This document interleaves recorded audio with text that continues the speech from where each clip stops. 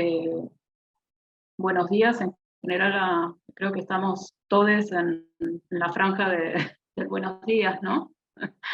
Eh, bueno, y para el encuentro de hoy, después de ayer de pasar por pensar la opacidad y el derecho a la opacidad en los procesos escriturales, el encuentro de hoy está como articulado a partir de este eje problema le di a llamar archivo de lo frágil, ¿no? Y ¿por qué traer lo frágil en relación a los procesos de escritura, de investigación y de siembra, ¿no? Fundamentalmente, la idea sería pensar no lo frágil como estado, como algo fijo o estable, sino como una relación que se hace con y entre, ¿no? No pensar sobre lo frágil, sino desde, un poco como traía Fran ayer, esta consigna que le daban en su formación, bueno, escriban desde el cuerpo, ¿no? Bueno, la idea sería pensar desde lo frágil más que sobre lo frágil. Y acá lo frágil lo pensaba como procedimiento de demoler, ¿no?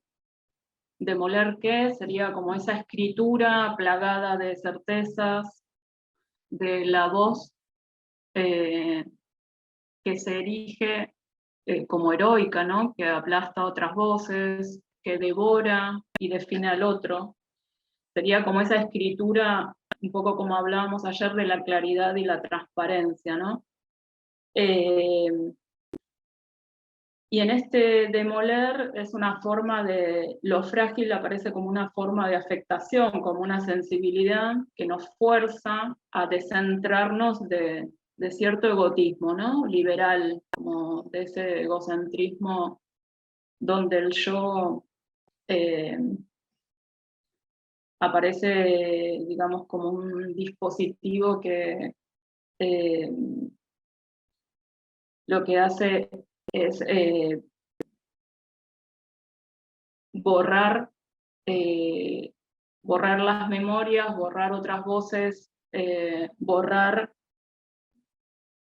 ciertos modos de relación, que sería de algún modo naturalizar ciertas relaciones de poder. Entonces, lo frágil vendría ahí a interferir,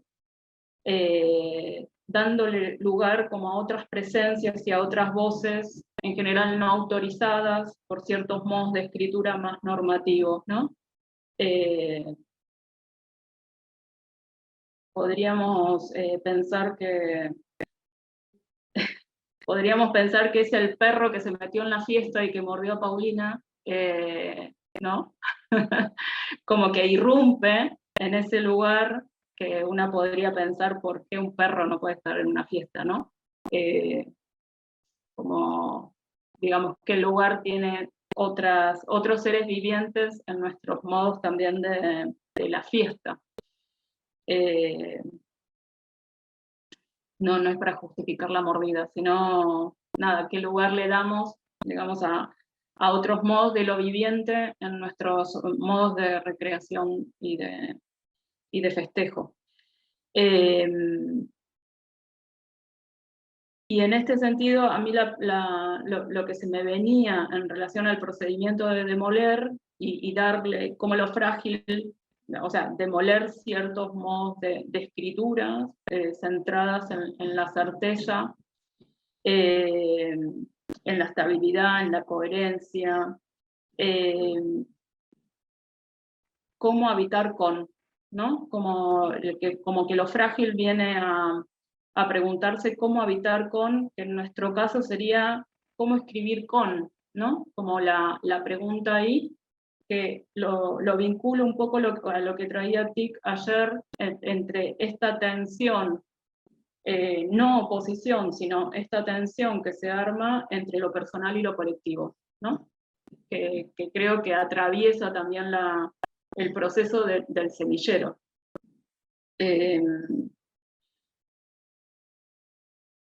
Digo que son preguntas como para que van a atravesar el encuentro y como para ir como masticando más colectivamente. Por otro lado, pensaba lo frágil como una poética del componer, ¿no? Está como procedimiento de demoler, pero también como una poética del componer, que introduce la pregunta, ¿no? Una pregunta que no busca la verificación ni la comprobación, ni la validación, que en general son los modos de la pregunta que habitan los espacios institucionales, ¿no?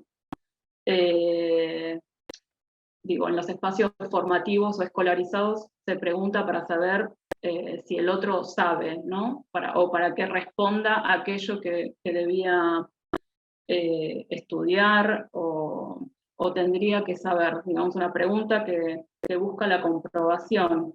Y acá, más que en lo frágil, como esta poética del componer, introduce la pregunta, pero la pregunta que despliega una relación, la pregunta que se abre al temblor y al balbuceo, como decían ayer, ¿no? A esos gestos que son variaciones que van desarticulando esos binarismos. O sea, es una pregunta que no busca una respuesta, sino que lo que hace es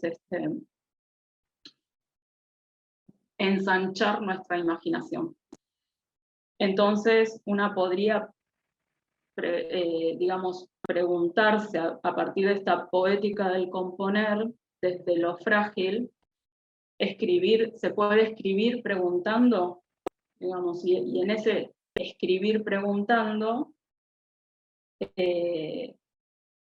cómo vamos volviendo permeable los bordes de las palabras para hacerlas chispear de otro modo, ¿no? Para sacarle chispa a las palabras cuando se articulan y se rozan de otro modo. Y otra de las cosas que pensaba en relación a lo frágil, en digamos, una posibilidad como procedimiento de demoler, como una poética del componer y como una erótica del hacer y del deshacer, ¿no? Una erótica que nos trae la interrogación por el tiempo, y donde se nos aparece este tiempo como algo no lineal, como la posibilidad de ruptura de esa concepción más positivista del tiempo y afirmativa como una progresión indefinida, ¿no? Y en esta relación con el tiempo nos aparece la vulnerabilidad como una condición del pensar.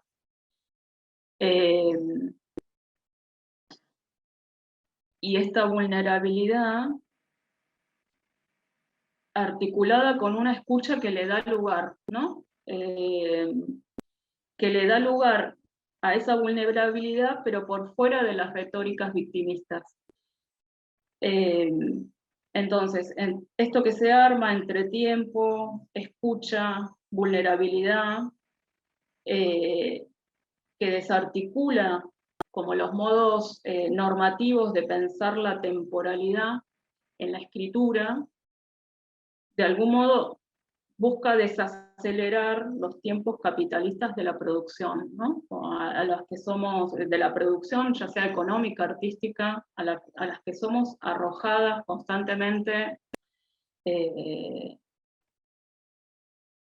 por este sistema, la hiperproductividad constante, y entonces donde el tiempo sí adquiere una dimensión que me parece que necesita ser pensada en nuestros procesos escriturales, ¿no? Entonces, a mí se me venía la pregunta, escribir deshaciéndonos, y en este sentido, la posibilidad de pensar algo que apareció ayer en los textos que estuve leyendo, ¿qué hacemos con el fracaso? ¿No? ¿Qué hacemos con el fracaso en nuestros procesos de investigación, en los procesos creativos y en los procesos de siembra? Entonces, nada, es como poner a jugar esto de lo frágil, más que nada en esas tres perspectivas, como procedimiento de moler, como poética del componer, y como una erótica del hacer y del deshacer.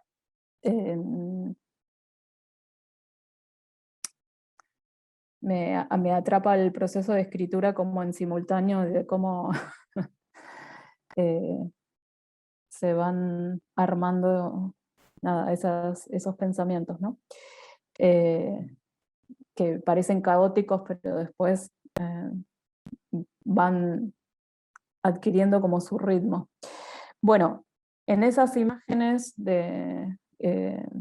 prolíficas en relación a la fragilidad, la idea sería, poner en relación esas imágenes que se nos arman sobre la fragilidad, ponerlas a dialogar con los textos que estaban propuestos para hoy, ¿no? Que no son textos que hablen específicamente de la fragilidad, sino más que nada ponen a actuar la fragilidad en la escritura, ¿no? Como un modo de pensar que van desplegando en sus escrituras más filosóficas o más poéticas, pero todas como experiencias sensibles. El texto de Dao Nguyen, que es una performer vietnamita, feminista norteamericana, que está extraído de una videocontemplación que se llama La poética de la fragilidad, que creo que en el programita está el link por si alguien quiere ver el video, que es bellísimo. Y a mí en particular me atrapó el modo en que ella describe, a partir de una lesión que tiene, cómo describe su modo de pensar, que se convirtió en un extrañamiento digamos, de un gesto que era bastante como natural en ella. A partir de esa lesión se extraña ese gesto y se encuentra reconociéndose en otro tiempo del pensar, ¿no? El texto de Eugenia Almeida, que es una escritora argentina, creo que nos trae el tema de la memoria y de cómo se llama ahora ese fragmento que les di, nada, cómo ese ahora se superpone de múltiples tiempos a partir de una mirada que es una mirada que va tocando con distintos grados de intensidad distintos momentos de su biografía, ¿no? Y el texto de Vinciane Desprez, que es una filósofa belga, que en realidad es el prólogo de un libro que se llama Tras el rastro animal, de Baptiste Morisot. Nos trae otra vez el tema de la huella, en relación con lo que charlábamos ayer de Glissant, de la huella, como lengua, digamos, heredada de los cimarrones, o del cimarroneo. En este caso, Desprez la va a traer en relación a la animalidad y la posibilidad de investigar cómo habitan, el arte de habitar de otros seres vivientes, ¿no? Son pequeñas líneas como para ubicar los textos, pero si ustedes tuvieron oportunidad de ahí de leerlos, si algo de esas imágenes que se les armaron en relación a la fragilidad de los procesos colectivos del investigar y del proceso de siembra pueden dialogar con algunos de los textos propuestos, a ver cómo les resuena.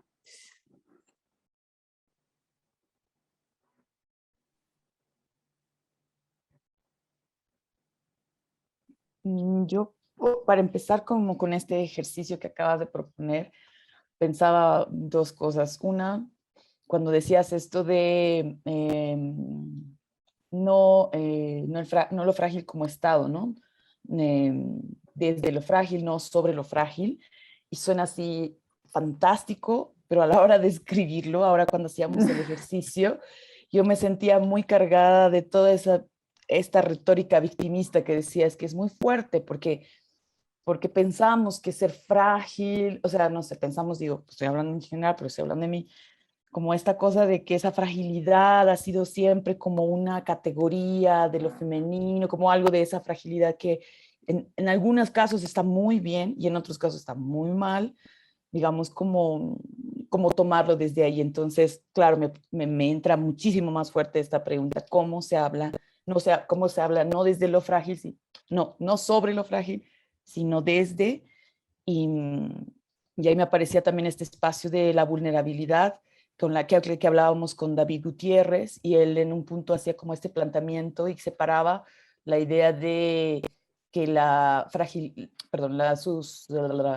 vulnerabilidad era completamente lo opuesto a la susceptibilidad, que muchas veces se confunden estas dos cosas, ¿no? Pensar que el ser vulnerable podría llegar a ser como desde este lugar de lo débil, de lo que se lo toma todo mucho como personal, desde este lugar del yo, de abordar la vulnerabilidad, cuando en realidad pues él hacía todo este planteamiento de que la vulnerabilidad era una forma de estar en este mundo y desde donde se miraba política, éticamente también el qué hacer, ¿no? Porque también implicaba una responsabilidad. Ser vulnerable no es, ay, sí, me tiro atrás y que, bueno, que me pase, no, sino como, bueno, en ese tirarse para atrás también saber que hay un golpe, hay una consecuencia de mi acción alrededor de los demás que están como cerca, ¿no?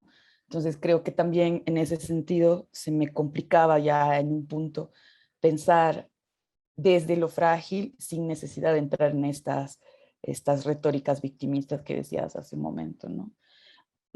Y con relación a los textos, pues particularmente me llama la atención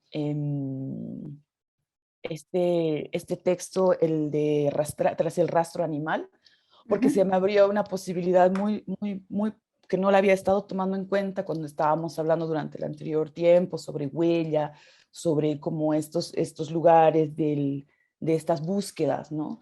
Cuando se abre la posibilidad de que esto que estamos buscando quizás no quiere que se lo vea, ¿no? Como pasa con los animales que se esconden, ¿no? O sea, como había un espacio en el cual nosotros hay como un impulso de esa búsqueda, de ese encontrar, de ese conocer, de ese caminar encima de los rastros de eso que estamos buscando, pero creo que es muy, muy, muy, muy potente pensarlo desde ese lugar, de si efectivamente eso que estoy buscando quiere ser encontrado, ¿no? O si ese es el juego en realidad, en esa ocultación existe la posibilidad de pensar la huella desde otro lugar, no solamente como esa cosa que va desde mi necesidad, mi deseo de buscarlo, sino también dialogar con esta posibilidad de que es posible que no quiera. Por eso mismo se oculta, por eso mismo es invisible también. Es algo como que se me abrió ahora en este momento. Que estaba pensando justo como con este ejercicio. Eso por ahora.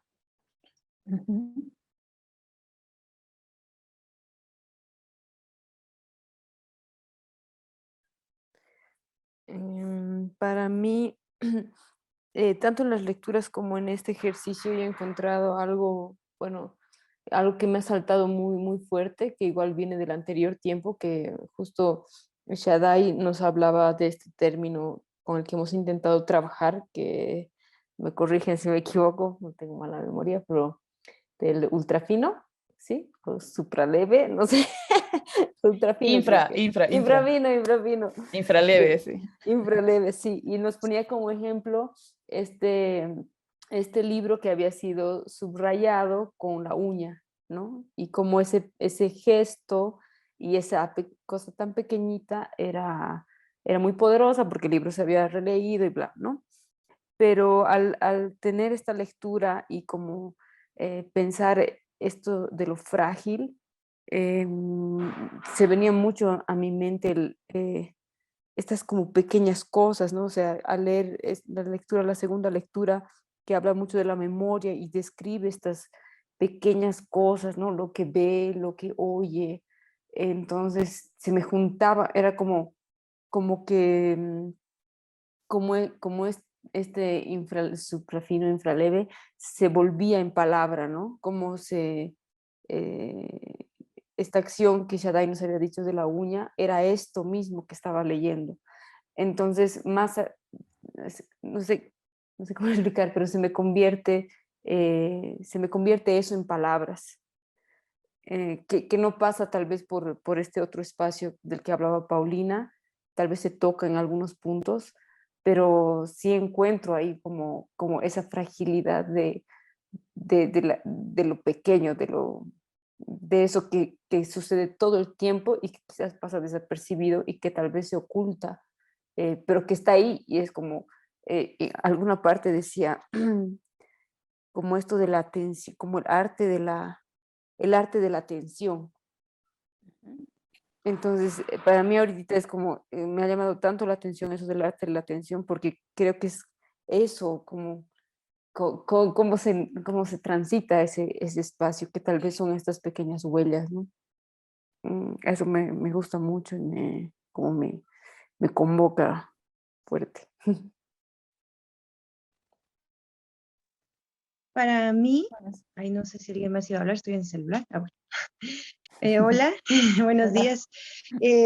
Para mí, justo ahorita haciendo el ejercicio de escritura, como que algo que con lo que he estado conviviendo desde hace varios años, que son las polillas y el pulgón blanco, y ahora los hongos, ¿no? En las plantas, de pronto eso que me quedé pensando en la fragilidad y de pronto pienso, ay, es que no son frágiles, ¿no? Estos seres diminutos, pensando en esta frase de tejer lazos sociales con lo no humano, o cómo hablar con lo no humano, ¿no?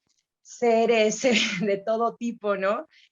Orgánicos, no sé, invisibles. ¿Cómo es que se pueden tejer esos lazos y cómo se entiende esa fragilidad? Porque de pronto, en el caso de las polillas, me parece que son tremendas, ¿no? Son impresionantes. O sea, yo empecé a guardar polillitas para ver cómo se comportaban y estuve siguiéndolas como, no sé, como 6 meses, un poquito más, un año, pero me embaracé y de pronto dije, ya no quiero esto, ¿no? Así como ya no puedo verlas porque de pronto se encapsulan, eso tiene un nombre, pero no lo recuerdo, y pareciera que están muertas, pero en determinado momento, ¡pum!, ¿no? Vuelve a haber muchos huevecillos y ¡pah!, vuelven a poblar todo. Entonces, hay algo en ese poder de retraer, contener y luego una fuerza brutal poblar toda la madera, ¿no? Hasta acabársela, así se acabaron la ventana. Y a mí me parecía muy emocionante como ver cómo era claro, ¿no? Podría haber alguna provocación, pero era que de pronto yo hasta les hablaba, ¿no? Con mi lenguaje humano, ¿no? ¿Cómo es esa comunicación?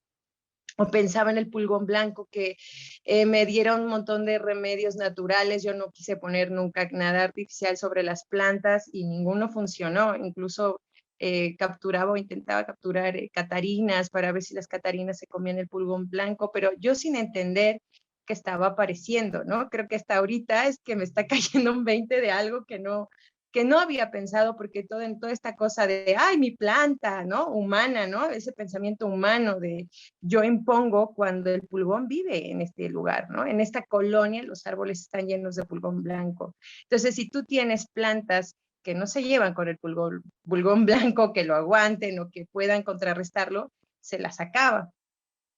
Y eso, ¿no? Igual esta otra frase de Haraway, ¿no? La fragilidad, no, perdón, intimidad sin proximidad, ¿no? Intimidad sin proximidad. ¿Qué sería eso, no? Y también la planta que sembramos mi hija y yo para germinal, pues fueron dos, un frijolito y una papa, y se llenaron de hongos, ¿no? Nos dio mucha tristeza, pero también yo pensaba que este tiempo que es de tanta tormenta y tanto movimiento, y también para ella y para mí, ¿no? Por cuestiones familiares, ha sido duro, y yo decía, bueno, ¿cómo esta plantita acompañó ese proceso tan íntimo, ¿no? Como que siempre hay una idea de, somos fuertes, en mi caso, ¿no? Como esa herencia de soy mamá, y entonces esa vulnerabilidad, ¿no? De ver de pronto esa planta que era como la compañera, y de pronto verla llenarse de hongos y sentir como algo en esto, ¿no? Algo en esto me está diciendo que, que hay que parar, ¿no? Un poco. Y pienso mucho también en esa otra cosa de cuando mi hija llora y le dice, no llores, no llores. Y yo le digo, no, sí llora, llora todo lo que quieras, llora, porque también hay otra cosa que aparece allí del contener, para como sostener, ¿no? Y también pienso que ese otro estado de agua permite entender otras cosas. No sé, ahora balbuceé mucho, pero bueno. Gracias. Yo ayer me había quedado con una palabra que no podía responder. Y yo decía, ¿qué es esa palabra? O es que no existe, o mejor me la invento. Entonces, justo cuando comencé a leer lo de El Cazador, dije, ¿es esta la palabra? O bueno, por lo menos se acomoda. Y algo que dentro del texto como que me hizo, como que llegó justo en el momento donde yo me preguntaba que cuando uno escribe sobre alguien y no comparte ni el tiempo ni el espacio, cómo sucede o llega a suceder ese encuentro. Y a mí me pareció muy lindo que decía que el encuentro no era como nosotros lo conocíamos o lo concebíamos de compartir, de que el cazador finalmente encuentra a lo que está buscando, sino que ya lo encontró en esa búsqueda, en el proceso, porque ha despachado todos sus sesgos para poder vivir como lo que está buscando. Entonces, para mí, ese encuentro fue algo que yo no había concebido antes, es algo nuevo para mí. Y eso. Ujú. Bueno, en mi caso, bueno, además de que comencé mi primer taller, bueno, bien entendido, yo vengo no de un contexto, digamos, de un área que quizás es muy académica, ¿no? Y mi búsqueda se ha hecho muy académica. Entonces, he entendido, me he puesto a reflexionar sobre este investigar y sobre esta relación con la fragilidad y los textos que hemos leído, y me hizo pensar que investigar muchas veces suele ser un acto, ¿no? De sostener aquellas cosas, en especial cuando es un tema muy, muy complejo, ¿no? Muy tabú en una sociedad. En mi caso es una investigación sobre el imaginario sexual, entonces choco mucho con mucha gente, con los prejuicios de mucha gente, entonces sostener algunas cosas se me hace muy complicado, y leyendo los textos también entiendo esto que es que hay una gran complejidad allá afuera. El mundo está demasiado, demasiado cargado de cosas que no vemos, de cosas que no sabemos, ¿no? Y de cosas que están sucediendo. Eso sobre todo me hizo pensar el texto de inundación, ¿no? Cuando uno se deja afectar por todo, eso también es una fragilidad, ¿no? De nuestro propio conocimiento, de nuestro propio quehacer, de nuestros propios, todo eso. Entonces, sostener, entonces, como que agarrar todo esto que vivimos, y a mí no me choca, ¿no? Se me hace un conocimiento muy nuevo hablar desde el cuerpo, leyendo todos los textos que hemos visto, sí, hablar desde el cuerpo es muy frágil de sostener en un ámbito académico, ¿no? Porque se carga demasiado, de demasiado sentido, ¿no? De demasiado de lo que vivimos, de otras voces, de voces, como decían anteriormente en otras intervenciones, que tal vez incluso no quieren ser halladas. Entonces, se me hace que también la fragilidad es una posibilidad de evaporación, ¿no? Así es este momento en el que te disuelves con todo eso y permites disolver un poco tu texto, ¿no? Así como que evaporarlo un poco para que vuelva en un estado de condensación, porque como decía, ¿no? O sea, también lo que es muy académico, este lenguaje muy académico que buscamos es bien limitante, ¿no? En especial en un tema de investigación como el mío, en el que el cuerpo atraviesa todo lo que hago. Entonces, no puede ser algo tan académico, pero tampoco puedo irme, ¿no? A agarrar de todo, ¿no? Porque también se me hace un poco complicado. Entonces, yo sigo conflictuada, yo sigo sin respuestas, pero me está gustando mucho pensar todo esto.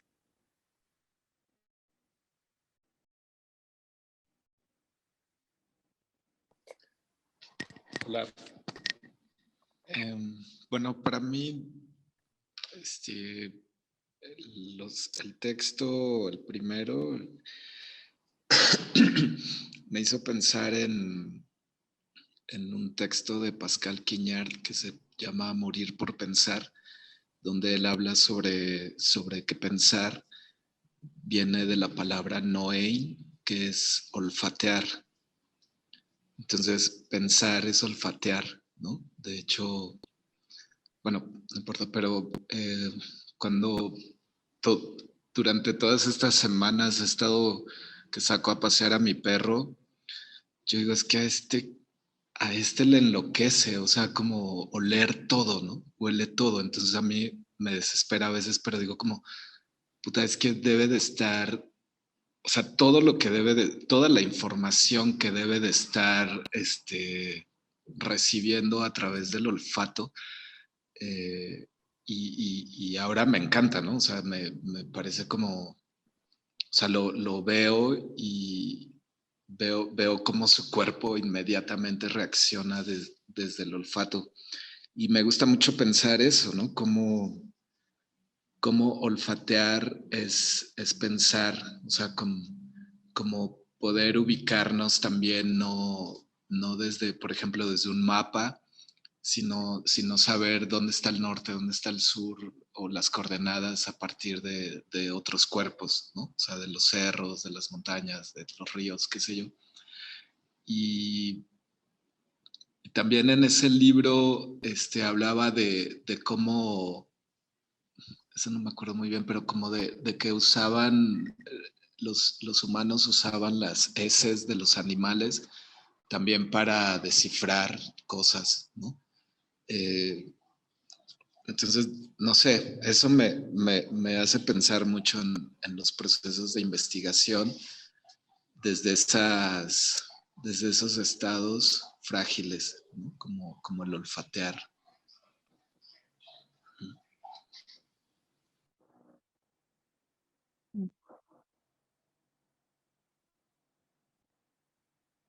Sí, digamos, en relación a lo que estuvieron diciendo,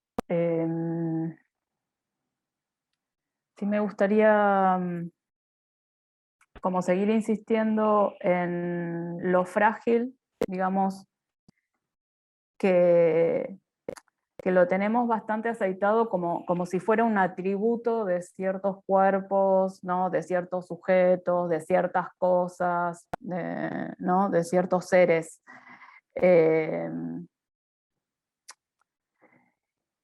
Y el tema es, digamos, más que un atributo, que en todo caso habría que ver cómo se construyó esa adjudicación de esa condición. En todo caso, pensar, un poco por lo que traía Paulina, ¿no? Como asociado, la fragilidad como asociado a lo femenino, digamos, ahí hay todo a la debilidad, ¿no? Como hay toda una construcción normativa que va articulando todos esos modos para construir determinado sujeto. O sea, la idea sería un poco desarticular esa cadena normativa que se va armando, pero como la idea de traerlo frágil en relación a los procesos de escritura es justamente como salirnos de la adjudicación del atributo, o sea, y además como si la escritura fuera, digamos, frágil, sino como pensar lo frágil como un modo de hacer, ¿no? Como eso, como un procedimiento que se le introduce como al texto. Yo pensaba en esta pregunta, cómo hablar con lo no humano, ¿no? Como si pudiéramos también traducir cómo escuchar lo no humano, digamos, porque, digamos, no sé, antes que tal vez entablar como un diálogo es como qué estoy escuchando en relación a lo no humano, ¿no? Como un poco como aparecía en la letanía de las semillas poéticas, cómo escuchar las preguntas de la tierra, ¿no? Que nos ubica como en otra relación y en otro lugar de enunciación. Y pensaba en esto de las artes de la atención que trae TIC, o sea, ahí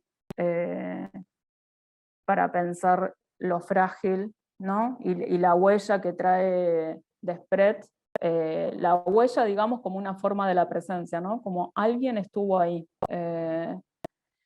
Y retomando, digamos, a Morisot, que es el prólogo del libro, el arte del rastreo, ¿no? Que ella que se juega entre lo visible y lo invisible, ¿no? A la mirada antropocéntrica, pero que no se juega como un antagonismo, digamos, entre esto, lo visible, lo invisible, la presencia, la ausencia, sino se juega más como una tensión y unas variaciones de tono en todo caso, que una podría pensar, o sea, cómo desarmar esto que se nos arma de frágil y fuerte, ¿no?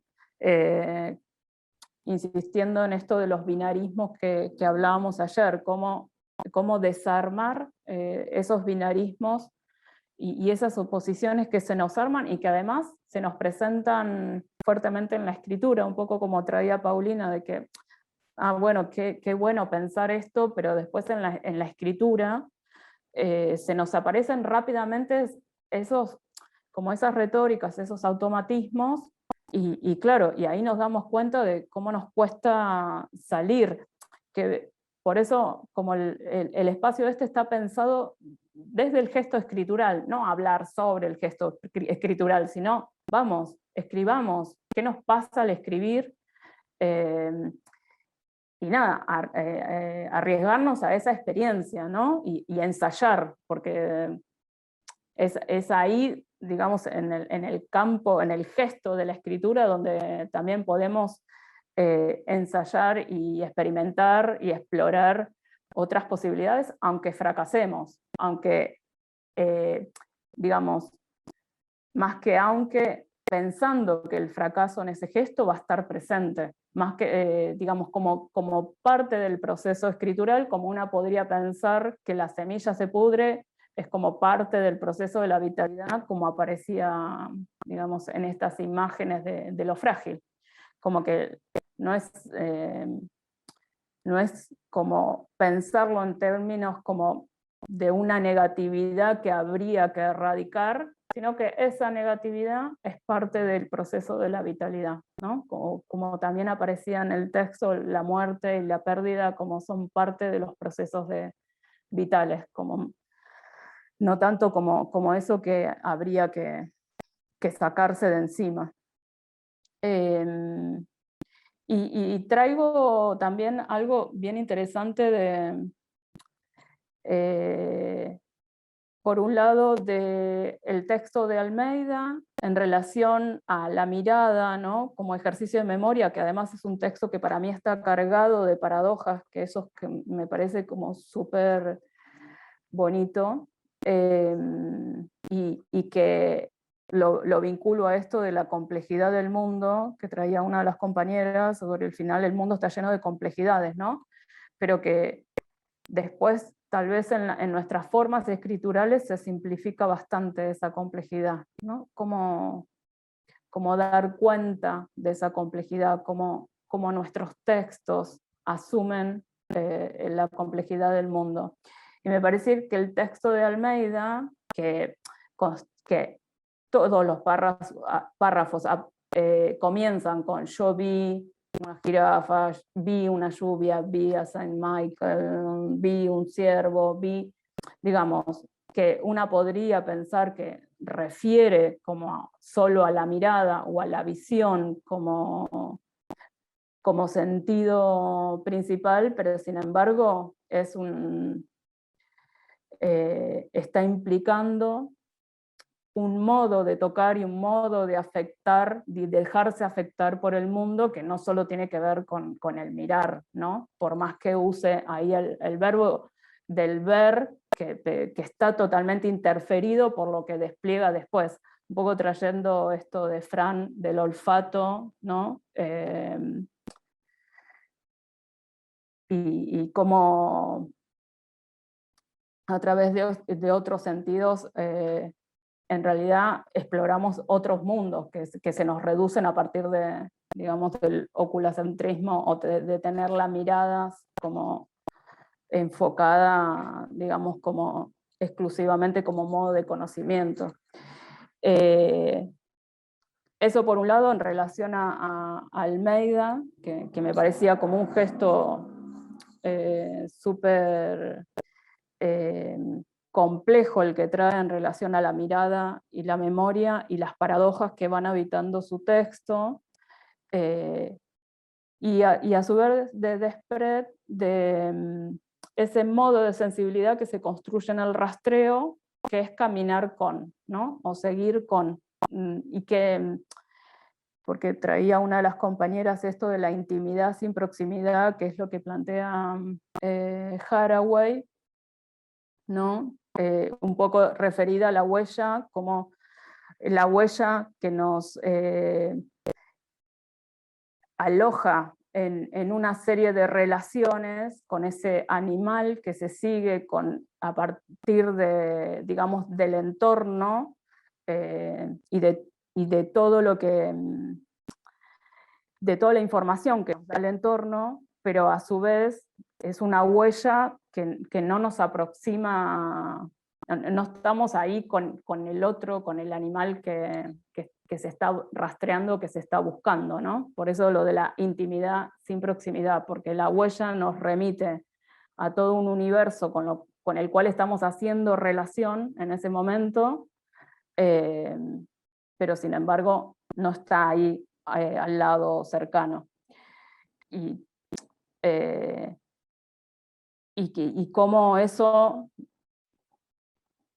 nos, no sé, nos abisma una forma de dejarnos afectar en esta pregunta que va a traer cómo habitar junto con otros no humanos, ¿no? Cómo cohabitar en territorios compartidos, que no significa apropiar, cómo conocer no es apropiar, ¿no? Un poco que nos aleja de los modos más extractivistas y de apropiación que tienen los procesos de investigación.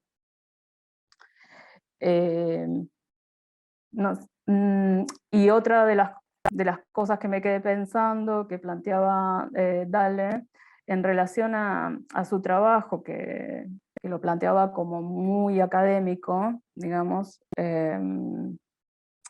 y la relación con el cuerpo por, digamos, su problema de investigación, que entendí que eran los imaginarios sexuales, nada, me quedo pensando como que, digamos, el cuerpo en realidad siempre está presente en los procesos de investigación. En este caso, involucra, digamos, el problema de investigación como lo involucra directamente en la forma de articulación de esa pregunta de investigación o de ese problema, pero en realidad el cuerpo siempre está presente. El problema digamos, es el modo en que se presenta o en que se nos exige presentar el cuerpo en los procesos de investigación académicos, ¿no? Pero no es que no tenga una presencia, el problema es esa presencia que se subsume a un modo que permanentemente hay que borrarlo, ¿no? Pero no es que no esté presente.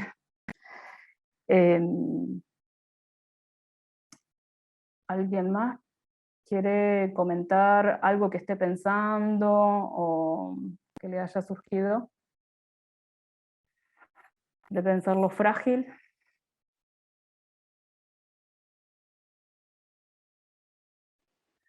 A mí me ha hecho pensar el último texto, el de justamente la mujer feminista, ¿no?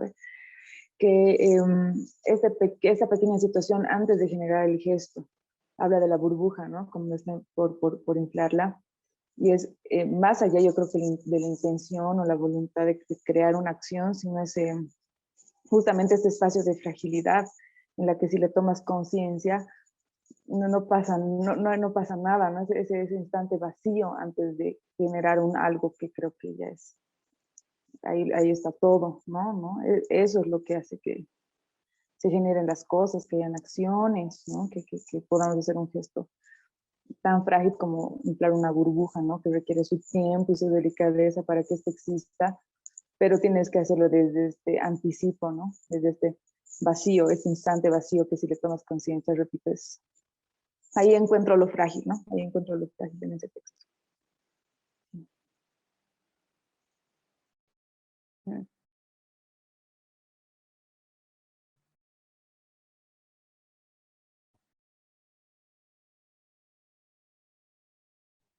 A mí me llama la atención ahora que revisaba un poquito más y creo que me encontré una palabra que me causó un poco de problemas por mi formación académica. Pues soy abogado y hubo mucho tiempo en donde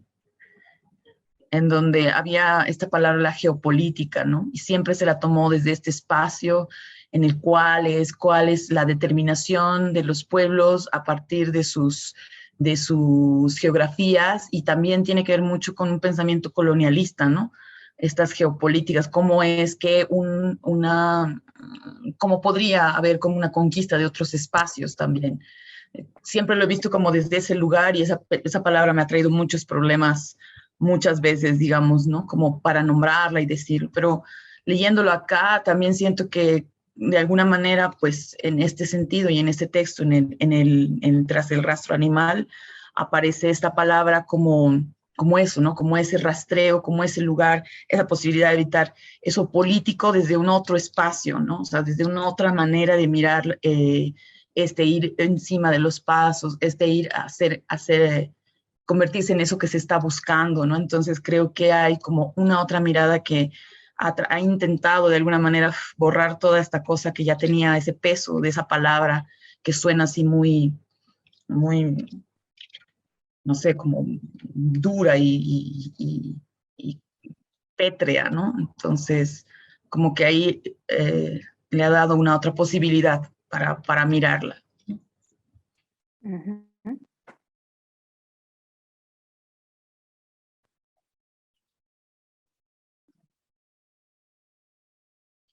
Sí, por ahí una podría pensar, esto digo que te pasa en relación a esta palabra en particular y cómo adquiere determinado sentido bastante unívoco en cierto campo disciplinar, y cuando esa palabra es como extraída y sembrada, digamos, en otro, brota como con otros colores, con otros sentidos, y resulta como, bueno, una podría decir más productiva en términos de imaginarios, ¿no? Cómo hace estallar determinados paradigmas o límites de nuestros imaginarios cuando las palabras van saltando esas fronteras disciplinares, ¿no? Y que sí, se llenan de otros sentidos y de otra proliferación de semántica, ¿no? Y política, obviamente. Es un poco el juego poético, cuando, digamos, la condición poética del lenguaje, que poética no en términos de reducción al poema, sino a la posibilidad de hacer estallar los imaginarios en relación a los desvíos, extravíos y extrañezas que producen las palabras. Y no que quede atada al sentido unívoco de cierto campo disciplinar o institucional, ¿no?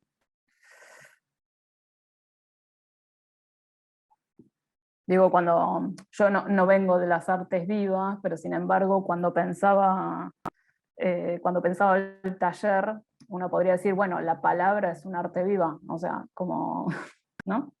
El ejercicio, el uso de las palabras, si uno no las quiere erosionar o insertarlas en una gramática como más tanatocrática, bueno, cómo hacerlas vivir sin reducirlas a un campo imponiéndole límites, ¿no? Límites en su despliegue semántico y semiótico. Sí. Pienso en esa palabra que como dices está viva, pero ¿qué pasa cuando se escribe, no? O sea, cuando ya queda como en una hoja, en un texto, y digamos, no es que muera ahí, ¿no? No es que no siga teniendo como esa fuerza, esa potencia, pero pienso en la palabra cuando uno la dice, ¿no? Como está todo su cuerpo, ahí está la expresión de la palabra, y entonces toca hacer como otro proceso cuando la lees pues justo para poder abrirle esos desvíos, ¿no? O esos extravíos que dices. Y me estaba acordando, bueno, ahorita de un texto de Elena Garro, de su primera novela que se llama Los recuerdos del porvenir, de Elena Garro, que es una escritora mexicana. Y ella dice así: estoy aquí sentado sobre esta piedra aparente. Solo mi memoria sabe lo que encierra. La veo y me recuerdo. Y como el agua va al agua, así yo, melancólico, vengo a encontrarme en su imagen cubierta por el polvo, rodeada por las hierbas, encerrada en sí misma y condenada a la memoria y a su variado espejo. La veo, me veo y me transfiguro en multitud de colores y de tiempos. Estoy y estuve en muchos ojos. Yo solo soy memoria y la memoria que de mí se tenga. Eso es lo que dice Elena Garro, pero a mí me hizo pensar mucho en la fragilidad, en que, como dices, o sea, como modo de hacer, pero también de relación, ¿no? O sea, como verte en una piedra, o sea, la relación que tienes con la piedra o con el agua, con la misma memoria, ¿no? Genera un modo de hacer, un modo de relacionarte.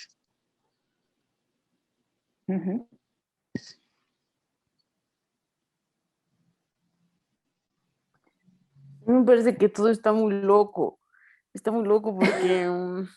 porque sí, o sea, me conflictó un montón porque primero hay toda esta cosa de la huella, ¿no? Que ya cuando uno lo liga con toda esta especie animal, digámoslo así, ¿no? O las plantas o todo esto, como ese tratar de evitarla, ¿no? O sea, de tratar de pasar desapercibido, o sea, ¿no? Ante la vida, no sé, ¿no? De como imperceptible, ¿no? Que es como casi como una contraposición a la condición humana por lo general, ¿no? Es como el humano quiere dejar huella y que no se le olvide, y al mismo tiempo es inevitable, o sea, que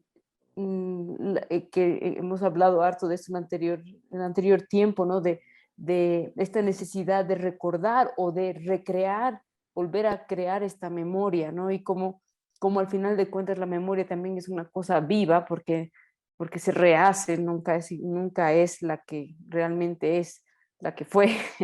Entonces, a mí me cuestiona mucho como este espacio de lo frágil que tal vez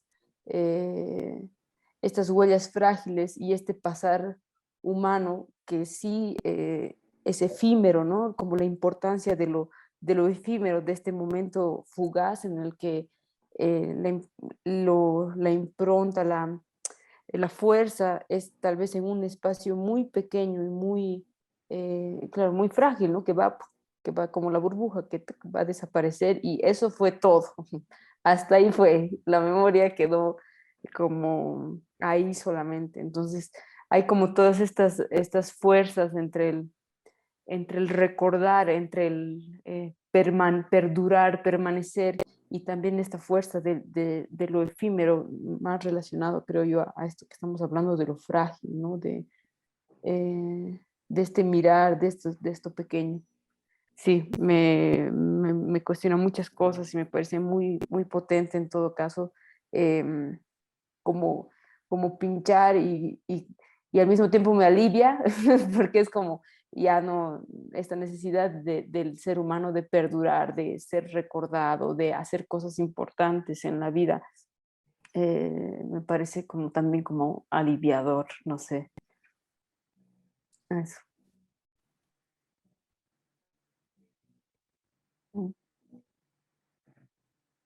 Sí, es que digamos, no es un terreno firme, en todo caso, sobre el que estamos andando, como es la escritura y los procesos de investigación, por más que se trate de siempre empujar a que sea lo más sólido posible para no tambalear, ¿no? Entonces, como porque el tambaleo es como el balbuceo, es como que no puede estar, siempre tiene que estar la voz firme, recta, viril, ahí,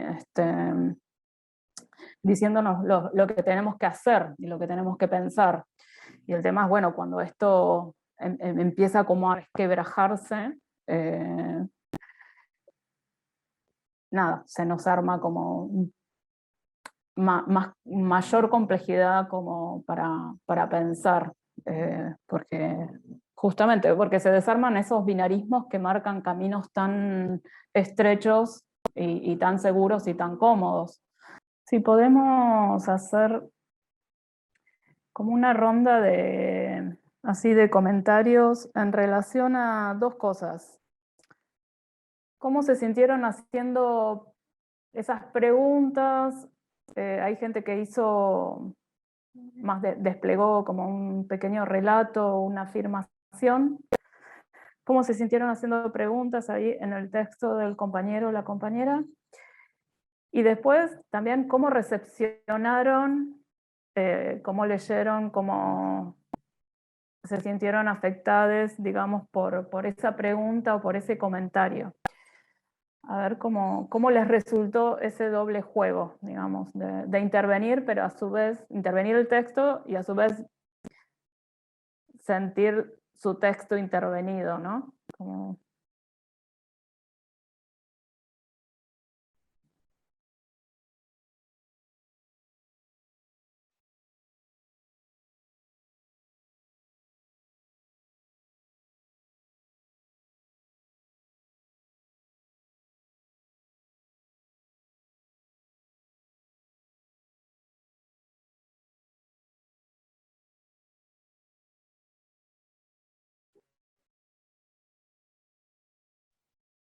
A ver, yo creo que hay como un espacio, bueno, para mí, como un espacio de mucha cautela, de, de tener mucho cuidado en dar posibilidades a esa escritura y eh, no clausurar. sí, como no cerrar, como no, igual como no hacer como hablar sobre el mismo, como el tema, porque hay muchos como temas que aparecen, pero en realidad de lo que se está hablando en el fondo es de otras cosas, entonces, claro, me pone en ese lugar de tener como mucho cuidado de qué es lo que estoy preguntando, ¿no?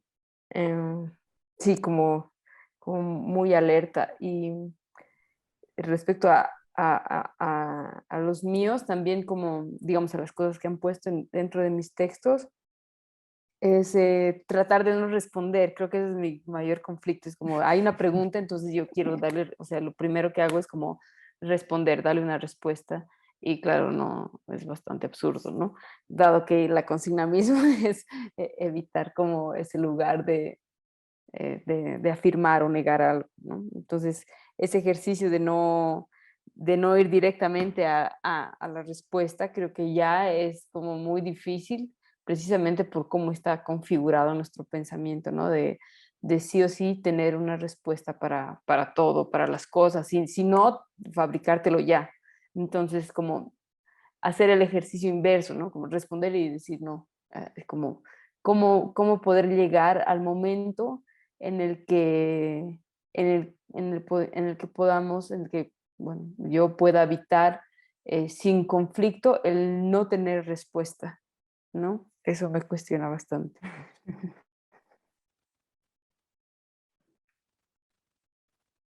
Yo sentí como que, a diferencia del otro ejercicio, esta vez respondimos lentamente. Había como una especie de reflexión, de tratar de formular preguntas sin increpar, que yo relacionaba esto de acompañar con también hacer los cuidados y de tratar de que con esta pregunta se encendiera como una mecha de pensamiento alrededor de lo que nos estábamos cuestionando en el primer ejercicio. Entonces, eh, estaba trabajando lentamente con eso y fue difícil, fue difícil.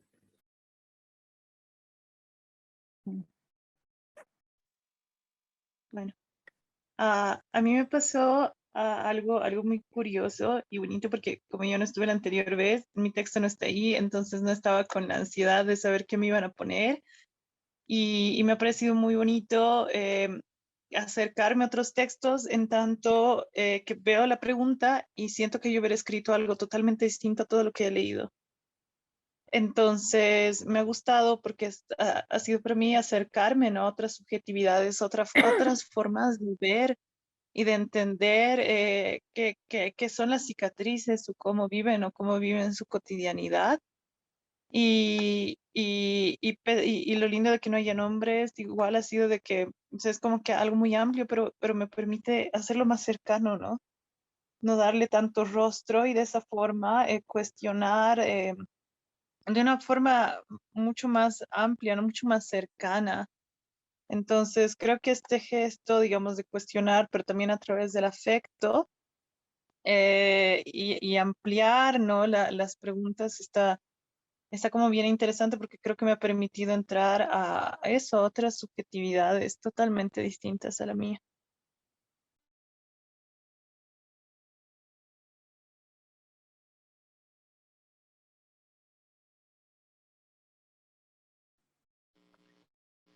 Yo pensaba si así como fragilidad, que no es esta cosa, eh,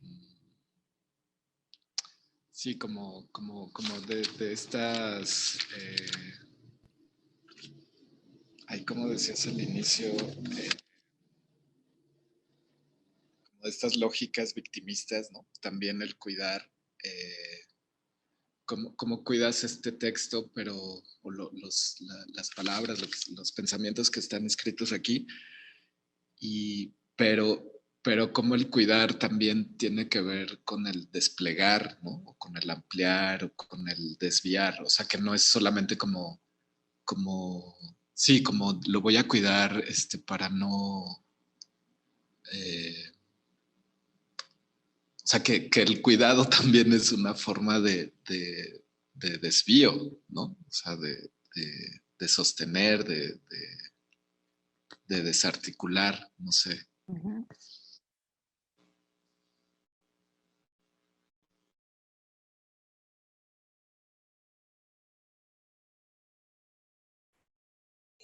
Yo creo que ahí entra esta cosa que decíamos nuevamente, como esta diferencia entre la susceptibilidad y la vulnerabilidad, ¿no?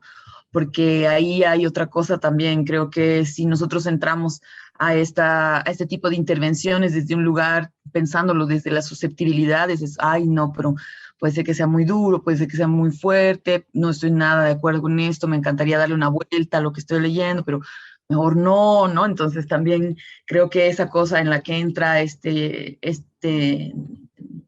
posibilidad de molestar al otro, a la otra, al otro por la manera en la que intervengo, solamente estar pendiente de eso creo que también hace una gran diferencia a esto que dice Paco, ¿no? Que dice Fran, de cómo realmente a veces el cuidado, o sea, pensar en los cuidados más desde este espacio de cuidados disruptivos, ¿no? Desobedientes, irreverentes, hacen como estas modificaciones, algo que habíamos hablado la anterior vez un poco, este trasplantar, por ejemplo, ¿no? Que es un acto muy violento, pero que de alguna manera es parte también de estos cuidados, ¿no? Entonces también entender cuánta de esta violencia se ejerce también a partir de estos espacios en el que se cuida los textos y los pensamientos de los otros.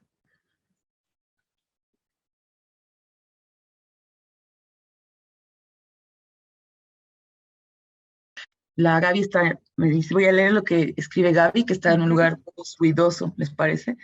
A Gabriela Copa dice, al cuestionar los textos sentí una cercanía extraña a un autor que desconozco. Sentí empatía y en ello era como si me cuestionara a mí misma. Lo mismo me pasó al leer lo que pusieron en mi texto. Son cuestionamientos que entendí desde una perspectiva externa, pero a la vez interna, porque son preguntas que de hecho me las hice, pero se siente diferente leerlo de otra persona. Uh-huh.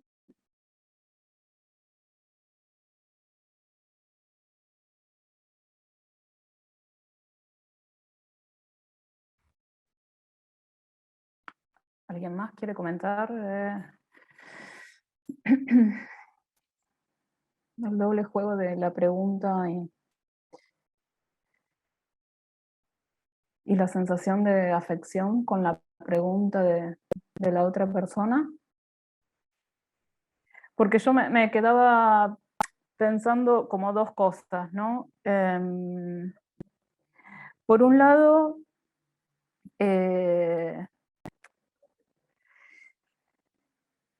en la formulación de algunas preguntas, que hay varias que se responden por sí o por no, ¿no?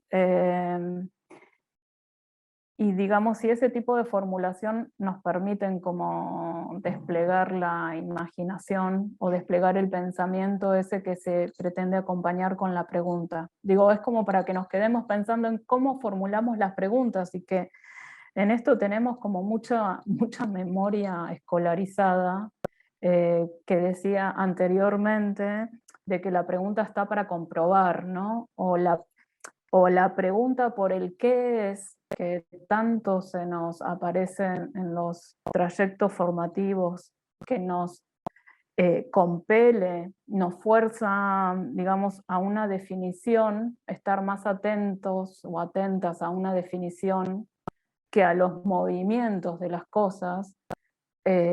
¿Cuánto de eso, más que desplegar un pensamiento, lo que hace es seguir un poco en la lógica de la comprobación y de la verificación, ¿no? Que la pregunta sigue funcionando digamos, como un engranaje de esa lógica de verificación y comprobación, incluso de la acreditación y la evaluación que atraviesan los sistemas formativos del saber más legitimados, ¿no? Entonces, ¿cómo hacemos también para repensar nuestros modos de formular las preguntas para que esa pregunta sostenga tensiones y relaciones más que buscar una definición o una respuesta por sí o no? Digamos, es un arte también el hacer preguntas, un arte que podríamos decir, bueno, es un arte de la atención, un arte de la escucha, cómo estamos escuchando el texto de la otra persona. Y después pensaba en relación a lo que trajeron de los cuidados, ¿no? Como que apareció en casi todos los relatos como otra temporalidad en el modo de intervención, ¿no? La cautela, bueno, cómo cuidar el texto, pero que no sea un cuidado que desde una mirada paternalista de que esto, bueno, no lo tocamos para no generar susceptibilidad, sino, digamos, desde un cuidado que sea una provocación, y esa provocación está motorizada, en todo caso, por una construcción de una afectividad común, que no está justamente, pero porque ahí es fundamental cómo se formula la pregunta.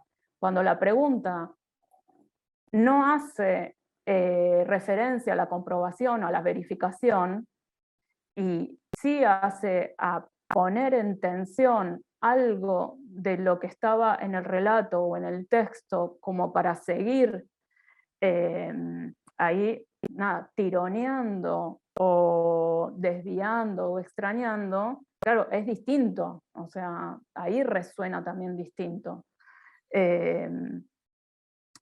Y nada, es un ejercicio que necesitamos un entrenamiento, porque en general no estamos entrenados y entrenadas en escrituras individuales, y que sí dejamos o tenemos automatizado el gesto de la autorización, de en todo caso que ese texto lo corrija o un editor o el profesor o la profesora o cierta instancia de autoridad, pero cuando ponemos a circular nuestras escrituras para la intervención, pensando un espacio común como proceso investigativo, ¿no? Ahí como, cómo nos autorizamos a intervenir, ¿no? Y cómo autorizamos a los otros para intervenir. Y digo porque, nada, estamos, o sea, ustedes están compartiendo un proceso colectivo de investigación y de pensamiento, entonces, digamos, bueno, ahí qué lugar tiene el conflicto, ¿no? Que un poco el tic que se le aparece, digamos, el conflicto de no tener respuesta. Bueno, capaz que siga ahí, el conflicto sea ahí la fuerza deseante que hace que, nada, que la no respuesta también sea un modo de conocimiento, o un modo de vinculación afectiva para construir conocimiento común, sin que sea, bueno, tenemos que erradicar el conflicto, que no se me aparezca como conflicto. No, seguramente nos causa no tener una respuesta, ¿sí? Seguramente nos mueve el piso, nos genera como cierta sensación sísmica de dónde me agarro, pero que esos movimientos que nos permiten también seguir desplegando otros movimientos en todo caso. El tema es cómo nos relacionamos con, digo, porque hablamos también mucho de movimiento, pero cuando se nos mueven las cosas en la escritura, es como, claro, queremos ahí fijarla, anclarla en algún lugar.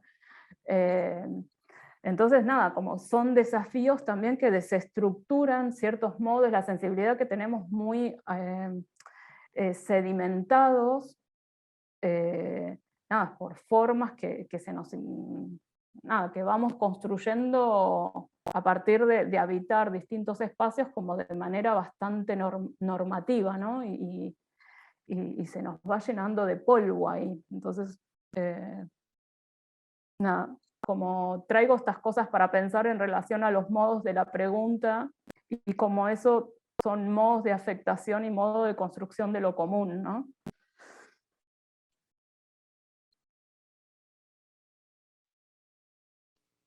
Incluso pensaba si esta afectación o esta provocación también podría ser desde lo espacial, ¿no? O sea, desde la misma arquitectura del texto.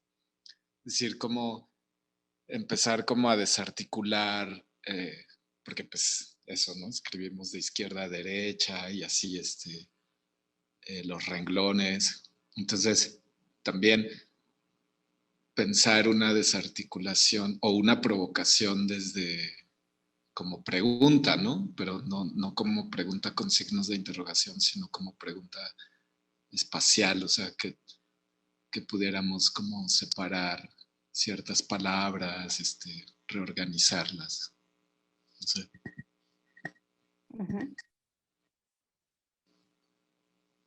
Sí, como forma de intervenir también, ¿no? Sí. Sí, un poco la idea como de que la pregunta estuviera metida en el texto, que no era lo mismo hacer el comentario que sale para afuera del texto, ¿no?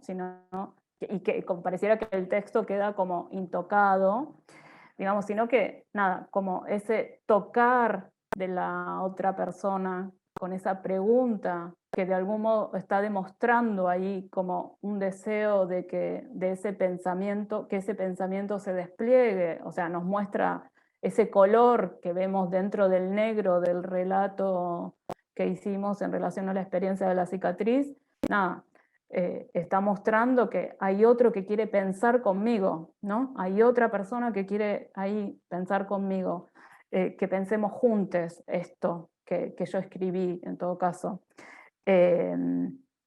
Y por eso la idea de ese tocar que estuviera dentro del cuerpo del texto, ¿no? No como fuera, sino, bueno, ese color que da cuenta de la huella del otro que quiere pensar conmigo. Y con esto que propone Fran, bueno, sería como otro modo de la intervención y otro ejercicio de escritura que sería como, nada, como súper interesante, y creo que también, no sé, como esos procesos de escritura colectivos, la verdad que son súper inventivos y despliegan imaginarios que insospechados y que se dan al momento de la escritura, no porque uno lo tiene así como pensado, sino que se dan al momento de escribir.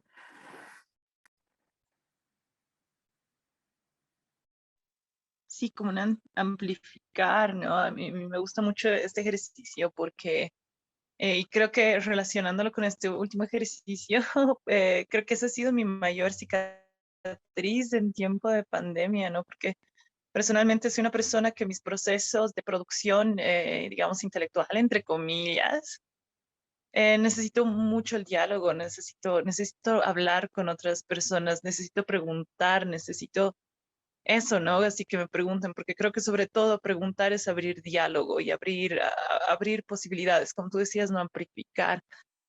De hecho, en colegio a mí me pasaba que soy del tipo de personas que me preguntan algo, una respuesta muy concreta, no puedo, o sea, directamente me bloqueo, pero he podido sanar con los años aprendiendo a dialogar, porque preguntar sobre todo es abrir diálogo. Y esto de la pandemia fue cerrarnos totalmente la posibilidad, en tanto es bien difícil preguntar de forma virtual, por ejemplo, cuando no hay cuerpo, cuando no hay mirada, ¿no? Porque preguntar implica también mirar al otro en los ojos, ¿no? Porque es la forma de interpelar, como dices, sin sentir esa susceptibilidad, ¿no? El tono, el momento. El cuerpo influye mucho en cómo formulamos una pregunta. Entonces, creo que una de las cicatrices, digamos, que nos deja también la pandemia es cómo estamos, cómo se ven imposibilitadas, ¿no? Nuestras formas naturales de comunicarnos, no naturales, pero sino de comunicarnos. Eso. Pero esto entonces está bellísimo porque es como una forma de tocar, ¿no? Así como dices, Val, de acariciar. ¿Cómo acaricias? Pues literal el cuerpo textual del otro, ¿no? Es muy bello, o sea que no puedes tocar como físicamente, pero tocas o acaricias el cuerpo escritural, el cuerpo textual del otro. Qué bello.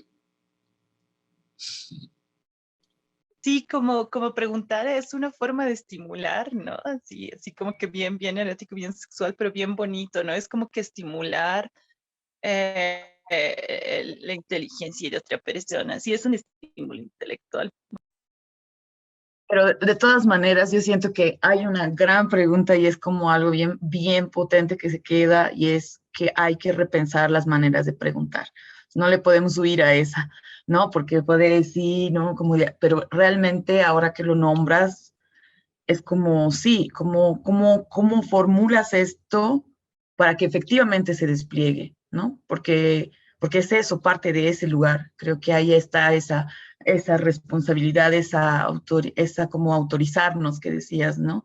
Creo que tiene que venir agarrado de esto y que también está de alguna manera pues cruzado por todas estas otras cuestiones que de alguna manera también nos han estado convocando, el cuidado, el hacerse cargo, hacerse cargo de lo que toca, lo que uno toca, lo tocó, decía, no me acuerdo cómo decía David, uno de nuestros invitados tenía una frase que creo que nos quedó así bien fuerte, que tenía que ver como con lo que cuando algo toca, algo nos toca lo que nos toca, decía.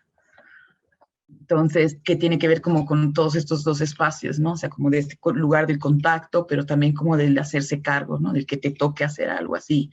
Entonces, creo que en ese sentido, la investigación, en un primer momento, establecer esa pregunta por cómo se pregunta, creo que puede llegar a abrirla desde un primer momento o efectivamente ir cada vez encapsulando lo que se está proponiendo. Sí, en esto que retomás, Pau, nada, como que nos podemos interrogar en relación a las preguntas, nada, planteando como un ejercicio muy sencillo. Si yo pregunto qué es una semilla, digamos, ¿qué imágenes dispara eso? Si yo pregunto cuál es el sueño de la semilla. Digamos, qué relaciones estoy proponiendo con las dos preguntas y qué imágenes disparo con esas preguntas, ¿no? Como para hacer un ejercicio como muy sencillo cuando tenemos que formular una pregunta. ¿Qué imágenes voy a disparar con... qué imágenes voy a activar o qué proliferación de imágenes activo con cómo formulo esa pregunta? Que si es pregunta, ¿qué es tal cosa? Obviamente que es una definición y no sé, ¿cuál es el sueño de la semilla? Bueno, ahí estoy armando un imaginario en relación a la semilla, a la utopía, digamos, a la posibilidad de soñar, que la propia semilla tiene como una entidad de enunciación que en la otra pregunta no la tiene.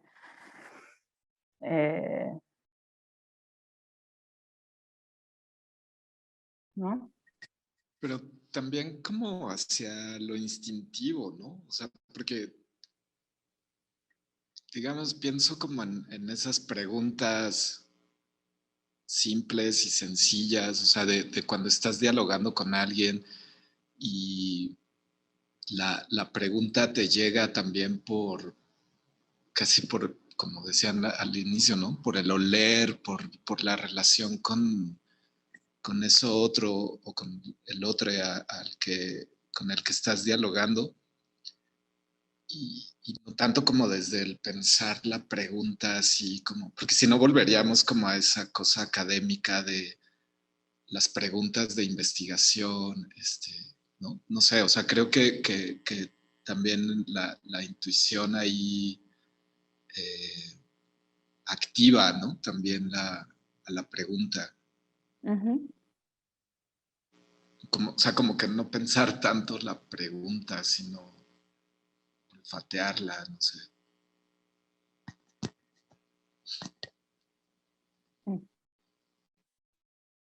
Sí, o como el pensar está fuertemente articulado con el olfatear, digamos. Lo que pasa es que tenemos tan asociado el pensar como una cosa racional, como por fuera de los sentidos, o donde solo el sentido que prima es la vista. Claro, cuando decimos no solo pensar, sino tal cosa, sino cómo podemos que nuestro pensamiento esté totalmente relacionado con otros sentidos. Entonces, cuando una dice pensar, no es que está diciendo racionalización, abstracción, generalización, universalización, sino que está diciendo multiplicidad de modos de sentir y de afectarse. Digamos, cómo descoloca el pensar también como gesto. Bueno, No sé si alguien más quiere intervenir, pero como ya estamos más o menos en hora, yo quería dejar, o sea, como nos volvemos a encontrar el jueves, que tiene el eje de la ruina como arte del contar,